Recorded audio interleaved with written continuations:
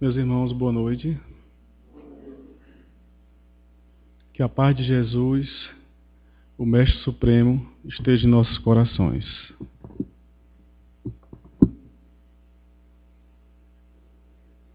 Gostaria de início de agradecer o convite de Leandro, do meu amigo e irmão.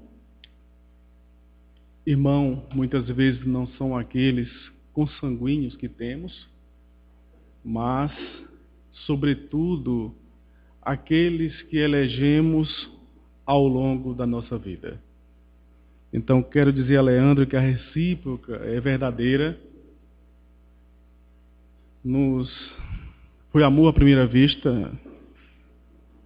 E gostaria também de congratular a todos os trabalhadores dessa Casa de Luz e Oração pelo 13º ano de existência, enxugando lágrimas,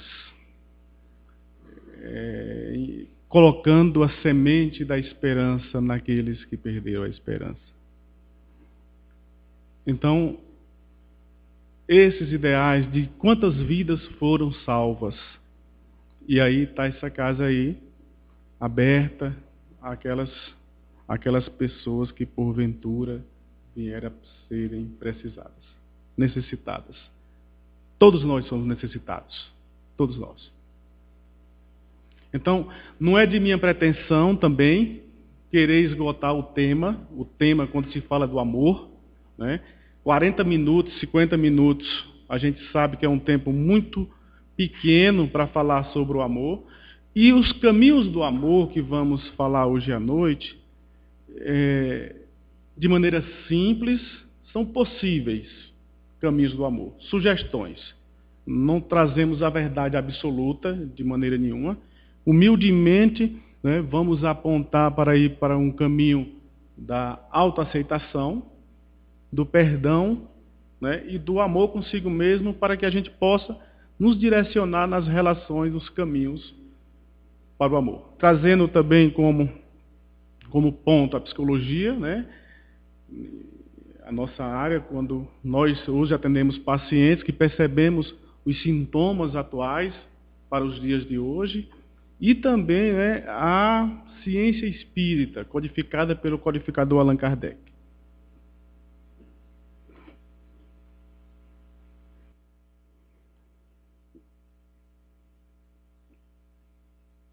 Escreveu Clarice Lispector, a grande jornalista brasileira, a seguinte narrativa: cheguei a pensar que a bondade é tipicamente o que se espera receber dos outros. E, no entanto, às vezes, somente a bondade que doarmos a nós mesmos nos livra da culpa e nos perdoa. E é inutilmente difícil de entender, de querermos receber dos outros a autoaceitação, quando nós mesmos não doarmos a autoaceitação daquilo que somos.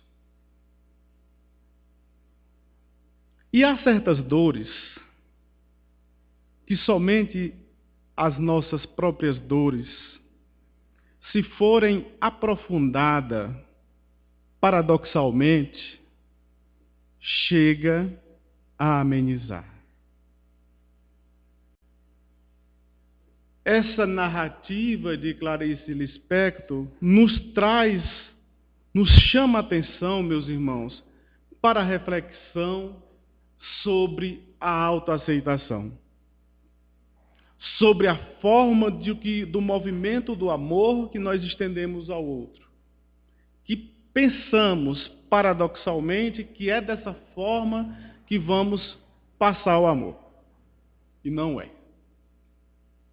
Essa bondade precisa ser primeiro consigo, Essa bondade pode também, ela que nos leva a nos curar da culpa e nos perdoa.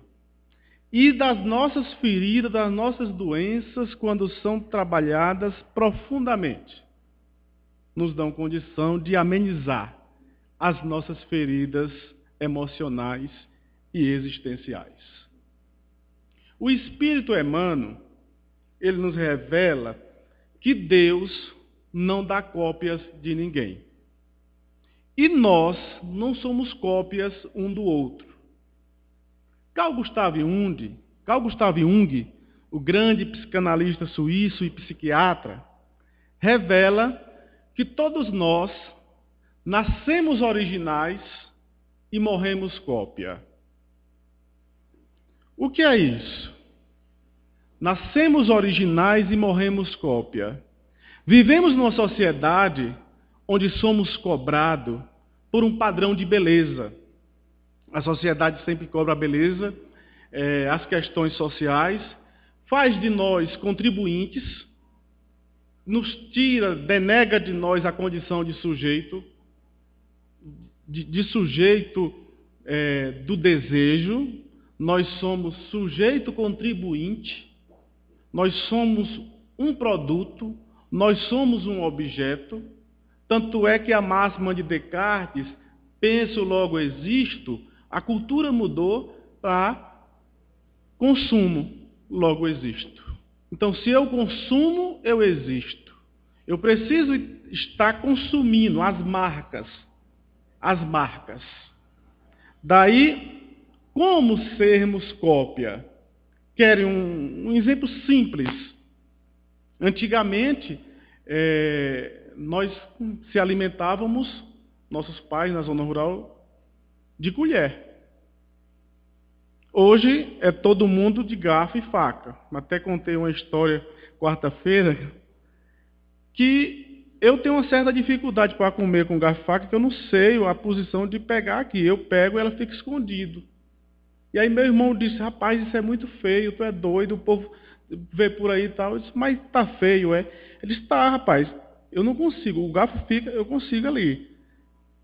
Aí eu disse: poxa, nós temos que ser igual. Aí eu fui com umas amigas na casa dele lá, um pessoal, fui botar o refrigerante no copo, ele disse: esse copo aí é copo de uísque, não é copo de refrigerante. Então hoje já tem um copo de uísque, de refrigerante, de suco, né? E aí para comer também o sushi, eu adoro sushi, mas aí eu só com o palito que tem a liga. Aí ele disse: rapaz, isso é muito feio. Aí eu perguntando a uma amiga minha: mas rapaz, tá feio isso aqui. Mas tá não, Duval, é muito teu isso aí e tal. Eu disse: engraçado. Lá em Fortaleza eu vi o pessoal comendo sushi de garfo e faca. Cada um come do seu jeito. Mas nós temos que ser cópia. Até um dia, aí eu peço pro meu alfaiate para fazer a barra das calças, quando a gente compra, né? Fica grande. Aí agora, meu irmão falou: não se usa mais barra. Agora é dobrado. A moda é dobrada. Eu disse: tá bom. Aí hoje eu estava assistindo um programa na televisão e tinha uma convidada que disse: eu passei a semana em Paris vendo as novas tendências, as novas modas. Aí está voltando a camisa xadrez, os rasgados. Então nós somos o quê? Cópia. Nascemos originais. Quando nós nascemos, nós não tínhamos nenhum nome. Nenhum nome. Aí somos cópia. E nessa questão de ser cópia, o que tem acontecido conosco? Nós temos entrado em depressão, em angústia, em tristeza, em pânico. São tantas fobias, dificuldades íntimas, que nos levam à depressão. E aí nós perguntamos: nós estamos perfeitos ou somos imperfeitos? Nós estamos imperfeitos. Nós não somos imperfeitos. Assim como filho de Deus, a narrativa evangélica diz: vós sois luzes, vós sois o sal da terra e a luz do mundo. Naturalmente que nós estamos imperfeitos. Ser é eterno, é permanente, passa. Nós estamos e nós vamos mudando. Então, nessa questão, nós estamos imperfeitos. Nós temos a grande mania de saber que a grande dificuldade nossa de não nos aceitarmos, os animais, eles tidos como irracionais, diferente de nós racionais, eles se aceitam. De 10 pacientes que eu atendo, meus irmãos, 11, o pano de fundo dele é que ele está com depressão, ele está triste e tal, mas ele não se aceita. Quando a gente mexe muito na ferida, ele não se aceita. Daí ele não se aceita, ele não se perdoa. Daí ele não se perdoa, ele está com depressão por conta do sentimento de culpa. O que é o sentimento de culpa? Segundo Sigmund Freud, grande criador da psicanálise, o que é o sentimento de culpa, diz ele? É a consciência do bem. Porque só quem tem culpa é quem sabe do bem e aí imagina ter feito errado. Então bate o sentimento de culpa. Então é um arroxo tão grande consigo mesmo nessa questão, porque nós não somos cópias, somos únicos.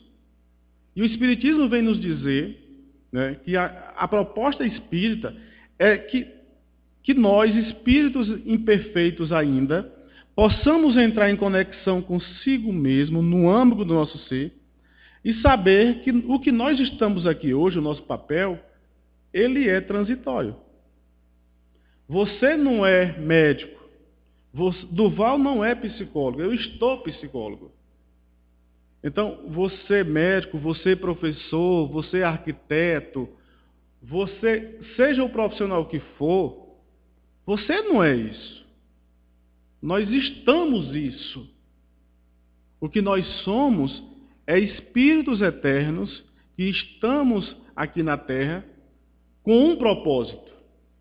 E cada um tem o seu propósito distinto, ou seja, diferente. Então, o que é que a gente faz? Cada um de nós, temos os nossos limites e as nossas fronteiras de entendimento. Então, o outro, nós já estamos dizendo, o outro, não sou eu. Então, dentro desses limites e fronteiras, nós precisamos entender que o outro também tem seus limites e fronteiras. Quer um exemplo? Veja só. Nós vamos perceber a maturidade e a imaturidade do espírito. Há um casal, né, com filhos, riquíssimos, bem estabelecidos financeiramente, e aí de repente perdem tudo. Aí chega em casa e diz: falei, perdemos tudo. A mulher vai dizer: não acredito, não tem como, não consigo viver assim. É melhor morrer, vou me matar. O espírito imaturo. O espírito maduro, ele vai dizer: não tem problema, vamos trabalhar, vamos seguir em frente. Os relacionamentos, as separações, quando separamos. O outro diz assim: eu não consigo viver sem você. Acabou-se tudo para mim. Não há mais sentido viver. Eu vou me matar. Não consigo. O outro vai dizer: não, ok, a vida segue, vamos embora, a fila anda, a vida vai continuar. Vocês percebem a diferença? Então, o espírito maduro, ele entende. Ele tem a facilidade de ressignificar, que nós chamamos em psicologia ressignificar e reelaborar. Então, ele ressignifica. Ok, vamos trabalhar, a vida continua. A gente perdeu, não era da gente. Às vezes a gente diz: perdi meu marido. Não era seu. Ah, mas ele foi... me roubaram ele. Ninguém rouba nada que não é da gente.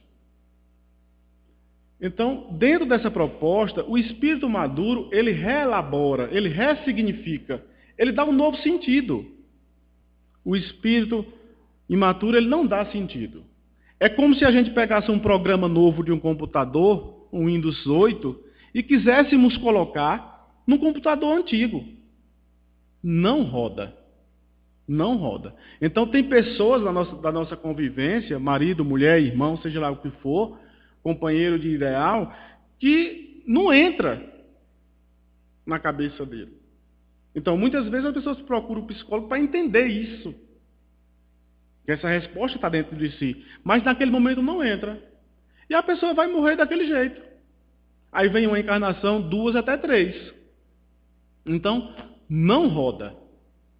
Então a gente passa a vida inteira cobrando do outro, que o outro pense, viva e sinta assim como nós. E isso não vai acontecer. Quando, na verdade, nós deveríamos fazer o quê? Entender os limites do outro. É a mesma coisa. Muitas vezes o nosso marido, a nossa esposa, não vem conosco no centro espírita. E a gente quer fina força que ele venha. Mas, se ele quer vir, é compensador. Se ele não quer, nós é que temos que seguir o nosso propósito, o nosso entendimento, as nossas crenças, aquilo que eu acredito. Não é a gente pegar e incutir as nossas crenças no outro. Muitas vezes a gente recebe uma mensagem mediúnica, ou uma mensagem no centro espírita, assim, aleatoriamente, e a gente diz, poxa, fulano, dá certinho para ele. Mas não é, meus irmãos. O que vem às nossas mãos é para nós, não é para o outro. E aí passamos a vida inteira vivendo assim, quando chegamos aos 60 anos, veja só, como é nítido essa questão da não aceitação. A gente diz assim, no meu tempo as coisas eram assim, no meu tempo as coisas eram assim, e a gente começa a se justificar. No meu tempo. Qual é o tempo nosso? É hoje. É agora. Então, o meu tempo já passou. O tempo de todos nós é o momento presente. O amanhã só existe no calendário. O ontem já passou. Então, no meu tempo. Aí a gente se preocupa muito no meu tempo, no meu tempo, no meu tempo. E a gente traz para isso a culpa. E querer consertar um mundo, quando na realidade a proposta espírita é conserte, adeque o seu mundo interior. Somos seres ambivalentes. O que é ambivalência? Nós estagiamos entre o amor e o ódio. Até os cantores hoje estão fazendo música dessa forma aí. O amor e o ódio caminham juntos. Realmente. A gente ama e a gente odeia ao mesmo tempo. É natural isso do ser humano. É íncito nele. Então, é difícil para nós entender esse nosso tempo. Né? Diante das dores, do sofrimento, Freud diz assim, viva o luto para você não entrar futuramente numa depressão. O que é viver o luto? Viver o luto é alguém que desencarna e a gente ir para viver aquilo ali, sofrer aquilo ali. Chorar, estar junto dos familiares, depois do fúnebre, estarem mais juntos, falar disso. Então isso fica sanado. Quando não se faz isso, mais à frente isso vem mascarado por um pânico, por uma depressão e por outros distúrbios que você nem sabe. Mas, porém, no entanto, nós também, quando fazemos parte disso, precisamos colocar o amor nas nossas veias de saber acalentar o outro. Eu fui para um encontro budista e o monge falou assim, que a melhor coisa para nós era uma depressão. Eu fiquei sem entender isso. Ele disse, por que quando você tem depressão, você se capacita para ajudar uma pessoa que tem a depressão? Enquanto você não tem depressão, você não está capacitado para ajudar um outro que esteja com depressão. A mesma coisa é você ajudar, confortar quem perdeu a mãe se você nunca perdeu a mãe. Aí eu pude entender isso. Eu pude entender isso, né, depois, durante o curso, durante meus estudos no Centro Espírita, desde 91. E aí passei por uma experiência viva, nua e crua. Um amigo meu, irmão que nós elegemos, perdeu a mãe. Filho único ele. E aí, a mãe morreu, desencarnou. Ele não estava em Caruaru, estava em Salvador, juntamente com meu irmão. E meu irmão me liga e disse: olha, fulano está indo para aí. E aí tu recebe ele, tu conforta ele, que eu não posso ir não, por conta dos negócios aqui eu não posso ir, mas tu ajuda ele aí no que tu puder fazer, bicho. E aí como psicólogo aí tu vai poder ajudar. As pessoas acham que porque a gente é psicólogo a gente vai dar conta de tudo, né? Dar conta do mundo e dar as respostas exatas. Aí ele veio, um desespero só, filho único, a mãe separada do pai, divorciada do pai. E todos os dias eles se conversavam, a mãe com o filho, muito apegados os dois. Para completar, todos os dois completam ano no mesmo dia 10 de março. E aí eu fui para a casa dele, né, no outro dia, e ele estava lá, chorando, sem comer, desesperado. Aí me abraçou, falou da mãe, né, nunca mais ia querer festa porque era o mesmo dia. Eu não consigo, Duval, de jeito nenhum. Mas falar em festa, eu nunca mais quero falar em festa. Meus irmãos, no dia do funeral, no outro dia, não, minto, no mesmo dia, à tarde, aí eu fui para o velório. Não, para o velório não, fui na casa dele. Então do bairro saiu direto para o cemitério. E uma carreata de carro, ônibus. E aí ele é amigo também da gente de infância. E aí eu cheguei lá e fiquei de longe. A esposa abraçando ele, os amigos, os pais, tudo. E aquele discurso. Tem calma, rapaz. Tua mãe morreu porque Deus quis. Meu irmão disse mesmo assim a ele.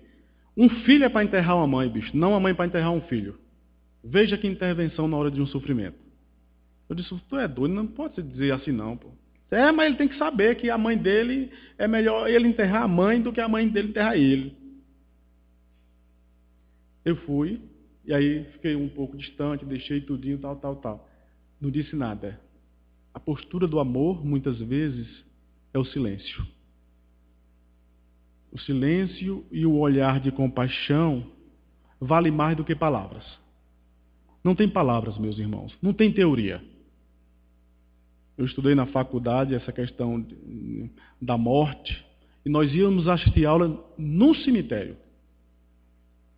Saber das histórias. Tinha gente que morava no cemitério. Tinha mãe que morava no cemitério. Fez uma cabana e morava no cemitério com o filho. O filho enterrado e ela morava ali.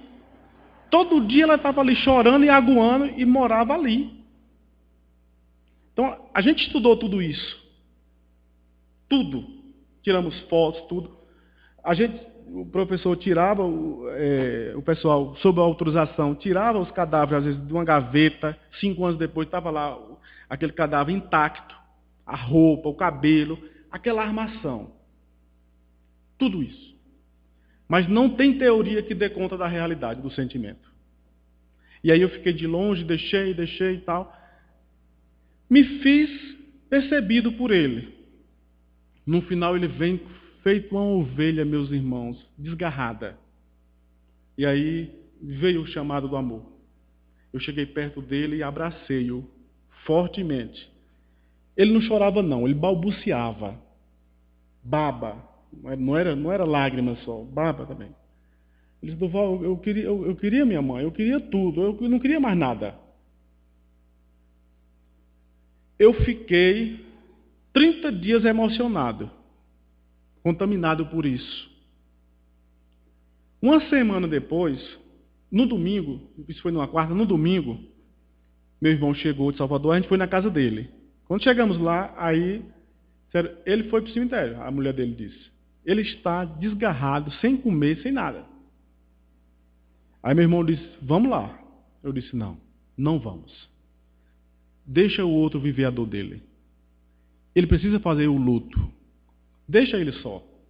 Ele manifestar esse carinho, essa coisa. Não vamos para perto. Não, bicho, mas não posso deixar ele não, que ele é meu irmão. Sim, mas não é assim. Você quer ir, então vamos, a gente fica na frente do cemitério. Se, quando ele sair, ele nos vê e vir para nós, a gente conversa. Se não, vamos fazer isso. Chegamos no cemitério, ele já tinha saído. Aí fomos para a casa da minha mãe, almoçar, isso no domingo. Já eram umas 2 horas da tarde. Chegamos lá, meus irmãos. Quem estava lá? Ele. De volta para a casa da mãe. A minha mãe se fez nesse momento o papel da mãe dele. Para ele. A mãe que morre, ele faz o trajeto para a mãe viva. Então, a postura do amor de confortar o outro precisa ter muita sensibilidade e muita cautela para poder alcançar esse consolo. Porque, meus irmãos, nós vivemos hoje sendo para as pessoas significado, utilidade, não significado. Nós estamos na vida do outro, muitas vezes do nosso marido, da nossa esposa, seja ele de quem for, como utilidade. Nós estamos ali pela condição financeira, por aquilo que nós oferecemos ao outro, por aquilo que nós fazemos por ele, mas não estamos ali como significado. Nós só amamos o outro e convivemos com o outro porque ele tem alguma coisa para nos dar. E isso não é amor. Isso é utilidade. Nesse caminho, a utilidade é um território muito perigoso. Porque a gente convive com uma pessoa e a gente acha que o outro nos ama. E não nos ama. O outro paga a nossa faculdade, o outro paga nosso curso, o outro nos leva a passear, paga viagem para nós, o outro faz de tudo para a gente. E a gente acha que tem sentimento. Mas a gente não tem sentimento. E aí a gente passa uma vida inteira a gente se fazendo mal e fazendo mal ao outro. Porque o que é que nós somos na vida do outro? Utilidade. Não somos significado. Quer fazer uma prova para ver se existe amor na relação? Você faz assim. Será que eu estaria pronto para amá-lo se ele não tivesse nada para me oferecer? Os nossos pais. Já não suportamos nem mais a fala de, papai está... Meu irmão mesmo disse, oxe, bicho, o pai está nenê. Não aguento, não suporto. Por quê? Já não serve mais. Então, o amor não faz isso. O amor faz com que você realmente ame o outro. Não seja somente utilidade. Você não seja utilidade, você seja significado. Nas relações, meus irmãos, nós também pensamos o seguinte. Nós colocamos os álibis reencarnatórios como pretexto. Por não pensar. A doutrina espírita nos convida a pensar, refletir, buscar. O que é que eu quero fazer da minha vida? Isso tem lógica? Isso não tem? A proposta espírita tem lógica para a minha vida? Não tem? Eu estou aqui só para me fazer esse tratamento ou estou para me modificar? É algo que tem lógica? Então, nessa questão, muitas vezes nós vivemos um relacionamento, vivendo a vida inteira apanhando em nome da reencarnação. E aí dizemos assim, eu tenho que queimar esse karma até o fim. Porque se eu não queimar esse karma até o fim, eu vou ter que voltar com ele na próxima encarnação. E não é assim. Já uma pessoa que pensa, ela disse assim, eu me separo de fulano agora, como o espírito sempre evolui, a gente vive mais 2, 3 encarnações e lá na frente eu pego ele mais evoluído. Por quê? A fé espírita é uma fé raciocinada. E você se protege. Aí Joana de Anjos diz assim, vai esperar até a consumação dos fatos para poder se separar. Eu não estou aqui, gente, patrocinando, estimulando a separação, o divórcio. Mas eu estou colocando coisas que a gente precisa pensar. Em nome do amor, muitas vezes a gente vive a vida inteira apanhando. Não é apanhando fisicamente. somente. Se apanha muito de outras formas, dói mais do que fisicamente. E aí não existe mais nem sentimento e a gente diz, mas eu tenho que viver esse karma. Mas atrelado à sociedade, para dar conta, para a gente dar uma resposta de satisfação à sociedade. Então a gente vive em nome de um amor que não existe. E a gente não pensa, e a gente não cresce, e a gente não se liberta. O problema do outro é do outro. Veja só o que Osho diz. Osho diz assim, esse grande indiano: pare de preencher as expectativas dos outros e pare de esperar que os outros preencham as suas. Lembre-se, se você sofrer, você estará sofrendo por sua causa. Se os outros sofrem, eles sofrem por causa deles. Ninguém sofre por causa dos outros.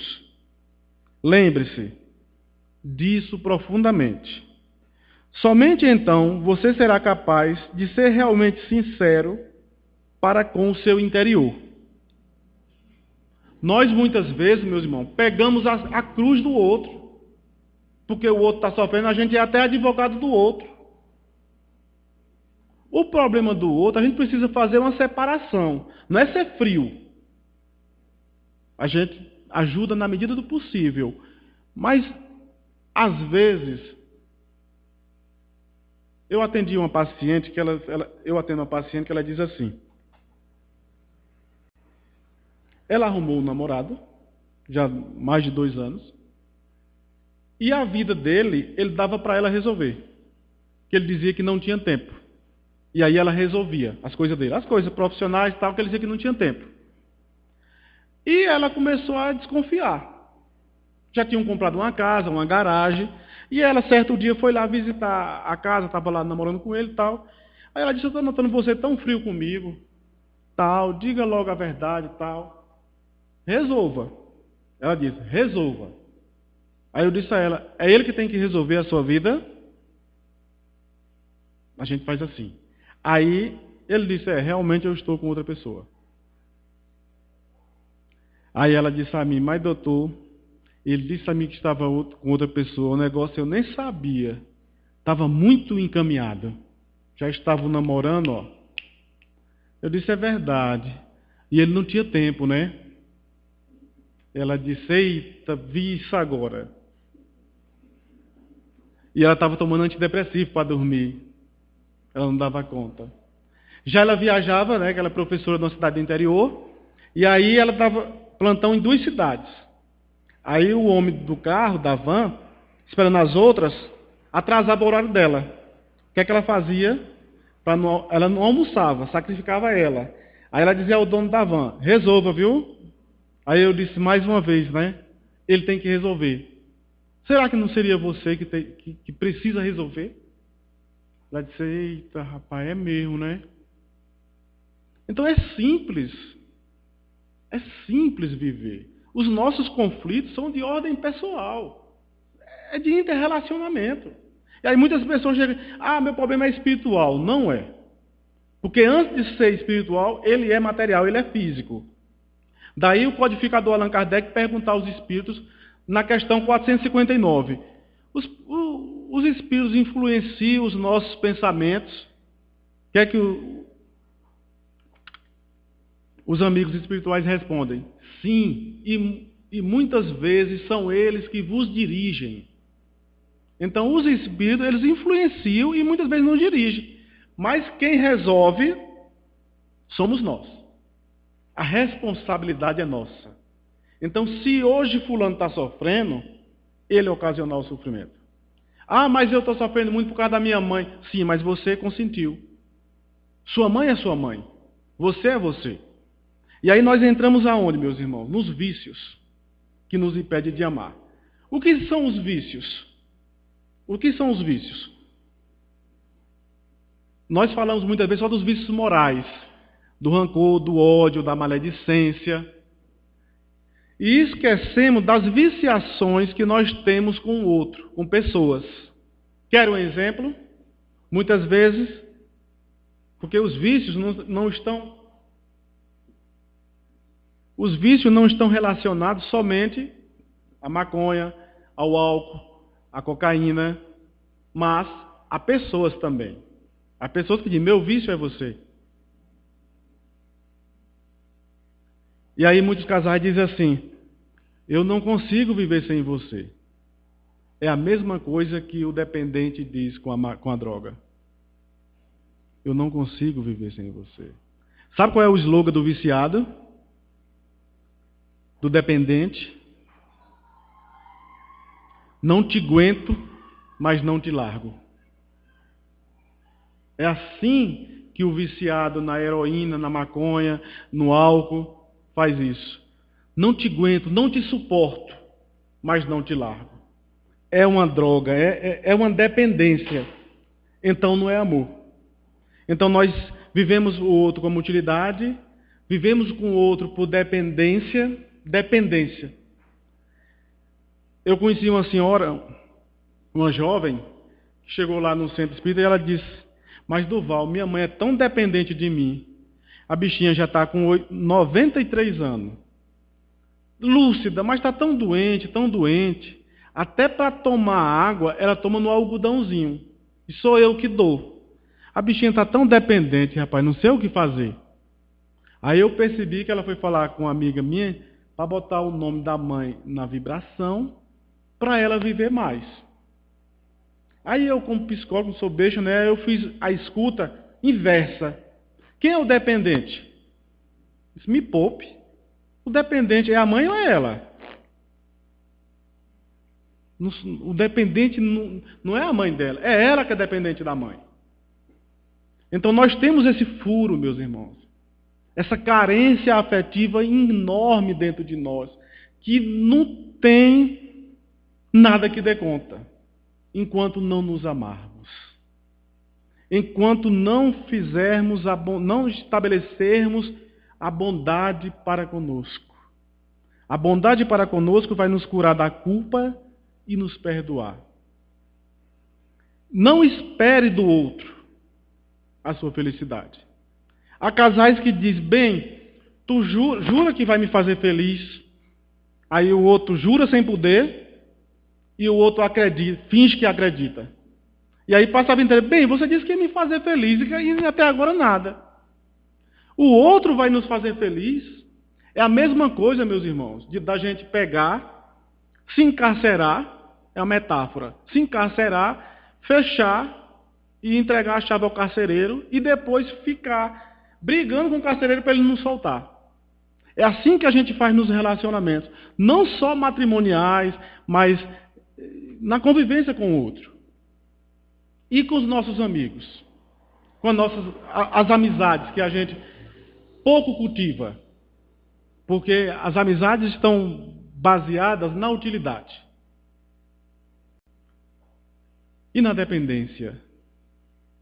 E as mulheres, muitas vezes, se passam por praças públicas, que os homens vêm, jogam seu lixo e vão embora.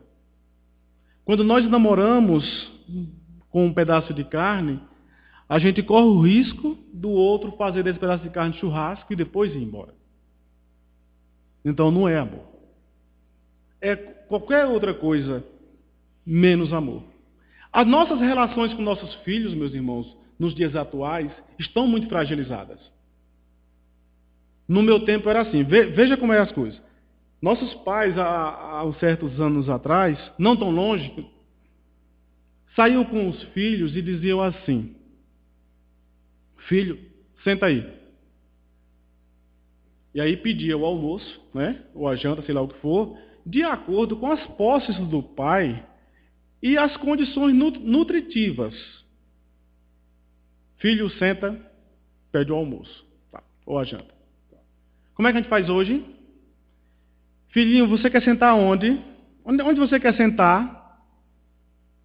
O que é que você quer comer? O que é que você quer? Olha o cardápio. Olha, tem isso, tem isso, tem isso, tem isso, tem isso. O ser humano, segundo a psicologia profunda, ele é um sujeito dividido. Ele é um sujeito de falta. O que é falta? Ele nunca vai ter tudo o que ele quer. E essa falta é o que constitui o homem, é o que mobiliza o homem a crescer. Você veja a personalidade de um adolescente hoje que foi criado nesses moldes. Filho, senta aí. Pede a refeição e está ali. E a diferença para um que diz, filhinho, você quer sentar onde? Aonde você quer sentar? O que é que você quer comer? Eu tenho um sobrinho de 6 anos de idade, que a gente foi para uma cidade aí à noite, no sábado, e a gente estava jantando sopa. E na sopa estava lá as cenouras bem partinha vermelhinha. Ele começou a catar tudinho e separar. Para minha filha aí que não me deixa mentir. Aí ele disse, mas por que você está tirando isso aí? Disse, eu não gosto de melancia. Eu não gosto de melancia. Aí na casa da minha mãe, a minha avó, né, para banhar, aí dá coca a ele, biscoito recheado, coxinha, essas coisas. E aí o menino está gordinho, que o nutricionista da escola já chamou ele a atenção 2 vezes para ele trazer a mãe e o pai. E a mãe e o pai não podem nem aparecer lá, que é mais gorda do que ele. Mais gorda. A mãe disse a mim, eu vou mandar o pai com ele, para o nutricionista já ver o tipo. Eu disse, está tudo perdido. Está tudo perdido se ele for lá. Porque ele deve pesar uns 180 quilos. Que o homem lá da fazenda disse, ele está mais gordo do que um boi, Duval. Para olhar os bois, ele arrudeia com o carro. Ele não desce do carro. Então o filho disse, estão me chamando de nhonho. Aí eu disse, o que é nhonho? Aí minha filha foi que disse. Eu disse, tira a foto dele para nós ver. E ele ficou rindo. Aí uma certa feita, a gente viajou junto, nas férias. Eu viajei com ele, com a minha filha. Foi diferente comigo. Ele tomou suco de goiaba, tomou suco de coisa. Organizou-se, botava a roupa no chão de Espanha. Põe que não é assim e tal. Quando ele voltou, a mãe ficou rindo e disse, eita, ele voltou domesticado. O reformatório do tio Duval. Eu disse, não é o reformatório. É que a vida nós precisamos direcionar nossos filhos. Ela ficou rindo. No dia do aniversário dele, eu estava viajando para Salvador, aí eu passei uma mensagem ao vivo, né? Assim, na voz, dizendo a ele que amava demais ele e tal. Aí ela disse, agora você, para ser amigo dele, só falta não dar mais refrigerante a ele, não dar mais suco a ele. Veja, é para dar refrigerante. Então é assim, meus irmãos, que nós fazemos nossos filhos. Aí a gente manda para a escola e diz à escola, mas a escola não está educando meu filho. A escola não educa, a escola faz escolarização. Por que os alunos hoje estão batendo nos professores e não respeitam mais professor nenhum? Porque a escola começa o dia cobrando. Cadê a tarefa? Tira esse chiclete. Desliga esse celular. Cadê o material? Os pais não fazem isso. Os pais não fazem isso. E aí, a cada quinzena, minha filha passa o final de semana comigo, e eu fui conferir as coisas dela. E também as notas. Tinha uma nota lá, 7,5. Aí eu disse, está horrível isso aqui, Sofia. Por que está horrível, pai? Porque se você quer ser alguém amanhã, como ela disse que quer ser uma pediatra, isso aqui não está bom. E aí fui colocando, mostrando tal, as tarefas, mostrando que ela pode tirar uma nota melhor, que aonde ela errou, ela pode acertar. E ela realmente chegou a essa conclusão. Chorou e tudo. Mas depois chegou na cozinha e disse, painho, eu gosto quando o senhor faz isso. Nossos filhos querem um lugar no mundo. Mas o que é que a gente faz dos nossos filhos? A gente quer dos nossos filhos que eles preencham as lacunas das nossas carências. É o objeto de desejo nosso, é o nosso filho. A gente quer se realizar no nosso filho. A gente não se realizou, a gente quer... eu não quero que meu filho passe nunca pelo que eu passei. Qual o mal que existe de um filho passar pelo que você passou? Vai ser estruturante para ele. Amar é dizer não. Caminhar no viés do amor é dizer não, meus irmãos. Muitas vezes é dizer não. Não precisa bater. E aí, como é que estão os filhos hoje? Perderam o endereço dos pais. E aí a mãe dá tudo, tome tudo, tome tudo, tome tudo, tome tudo. A vida não vai... Será que a vida vai dar tudo? Será que a vida vai oferecer tudo a esse filho? Filhinho quer sentar onde, quer comer o quê, o que é que você quer. É o filho que determina o que é que ele quer. Aí depois, para vocês terem uma ideia, eu recebi um paciente de 43 anos de idade. Quem ligou para mim foi a mãe. Eu disse, a senhora peça por gentileza para ele ligar? É para a senhora o atendimento? Não, é para ele. Peça, por favor, para ele ligar, que o tratamento começa já no telefonema. Beleza, aí ele me ligou. Aí ele começou a sessão. Ele disse, Durval, o preço a gente vai combinar e eu vou pagar, quando completar 5 sessões eu pago, fica melhor. Porque quem vai pagar é a mamãe. Ele disse isso, beleza. Certo. Aí a mãe, na terceira sessão, liga para mim. Eu quero conversar na quinta, eu quero conversar com você na quarta. Ela disse, eu quero conversar com você porque ele mente muito, não sei o que, não sei o que, não sei o que. Aí ela veio. Aí a gente conversou, né? Ela falou, tal. Aí ela disse, não, porque ele mente muito, ele está mentindo para você e tal. Eu disse, não sei se ele está mentindo. Quem sabe é ele. Agora, já tem 5 sessões, na próxima sessão, eu vou apontar para ele onde é que ele está. E eu acho difícil, dona fulana, ele continuar o tratamento. Porque se ele está nesse mundo da ilusão, eu já percebi tudo, eu vou apontar para ele o que é que ele precisa fazer. E dentro da estrutura dele, eu entendo que ele não vai continuar. Se ele continuar, ele vai ficar bom. Mas eu acho que...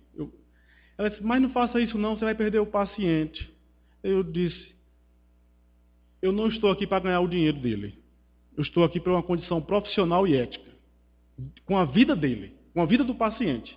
Não para fazer aqui, trocar figurinha com ele. Mas fale devagar para ele ficar. Aí eu fiz a intervenção chave. Assim como a senhora fez a vida inteira com ele, não é?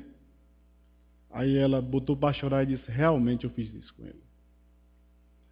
Um homem de 43 anos, ainda é criança. Você quer sentar onde? Você quer comer o quê?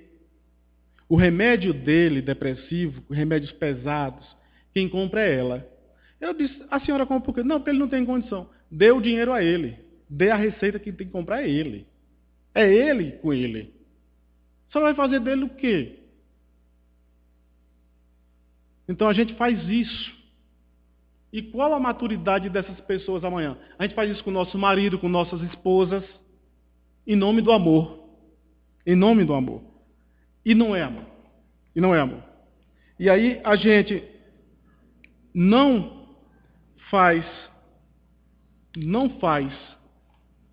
vive feliz, não vive bem, e não faz o outro. Não deixa o outro ser feliz. Porque a gente não faz ninguém feliz. A gente não faz. A gente contribui. A gente vive uma história. Para concluirmos o que tentamos falar, meus irmãos, sobre essa possibilidade de caminhar os caminhos para o amor, diante da autoaceitação, de nos aceitarmos como somos, como estamos, e de ampliar a capacidade de perdoar, de ter um entendimento a respeito das limitações do outro, de entender que o outro não é uma cópia de nós. Vamos contar uma história que retrata com muita propriedade o momento que estamos vivendo. É uma história real, que aconteceu há 10 anos. Eu fazia parte, nessa época, dos trabalhos assistenciais do Bezerra de Menezes, de assistência social, e nós estávamos na semana da Quaresma, Sexta-feira Santa. Então a gente estava na distribuição dos peixes. E aí, depois de entregar os peixes, eram mais ou menos 90 famílias. E eu conhecia essas famílias a fundo, que eu fazia visita na casa delas. E elas, e aí, Durval, tua filha nasceu, já está em casa? Era ela. Eu disse, ela já se encontra em casa. E aí, eu falei para eles tudo, pegaram os peixes deles e foram. E nós, trabalhadores, ficamos lá limpando, né? Fazendo a limpeza, passando pano, lavando, que o peixe deixa um certo, né? E aí, mais ou menos 1 hora depois, eu chego em casa. E aí, meus irmãos, não vejo menos de 15 mulheres daquela que foram visitar minha filha. não tiveram vergonha de se aceitarem como são. Uma sandália no pé azul, no outro pé uma amarela. Os dentes faltando, as roupas esfarrapadas, mas não tiveram vergonha de si. Enquanto nós, quando vamos visitar alguém, nós nos preparamos com os presentes, com as melhores roupas, e só vamos com as melhores roupas. Deixamos de estar presente na vida das pessoas. Mas eles fizeram diferente. Escreveram na página em branco da sua vida, ali, a autoaceitação. Vestidos e travestidos como moribundos, mas tiveram a coragem de ser gente, de ser espírito em evolução e de não ter vergonha de si, da sua história. Diferente dos moldes que a sociedade cobra, que a sociedade quer. E aí nos abraçamos, nos emocionamos muito com isso. E até hoje guardo essa lembrança viva de amor que nunca consegui esquecer daquelas pessoas que estiveram sempre na minha vida. Que possamos nós, meus irmãos, nos refletir a respeito dos caminhos que podemos caminhar pelo amor. Que possamos trilhar esse caminho, que possamos seguir a proposta do amor, sem esperar retorno, entendendo o outro como ele é e sendo como devemos ser. Um forte abraço em todo e muita paz. Amigo Jesus, espiritualidade amiga desta casa, só nos resta vos agradecer por mais uma noite de Evangelho. Que possamos nós refletir acerca das nossas dificuldades íntimas. Que possamos levar um pouco de nós aonde quer que nos encontremos, pois sabemos que a espiritualidade amiga desta casa realizou nessa noite esperanças e consolações. Sabemos das nossas condições ainda muito inferior, desse compromisso que temos com o Evangelho, mas que ainda somos tão pequenos. Rogamos a Ti, Senhor, a Tua força, o Teu amparo, o Teu estímulo, e que possamos ser perseverantes no caminho do amor. Que assim seja.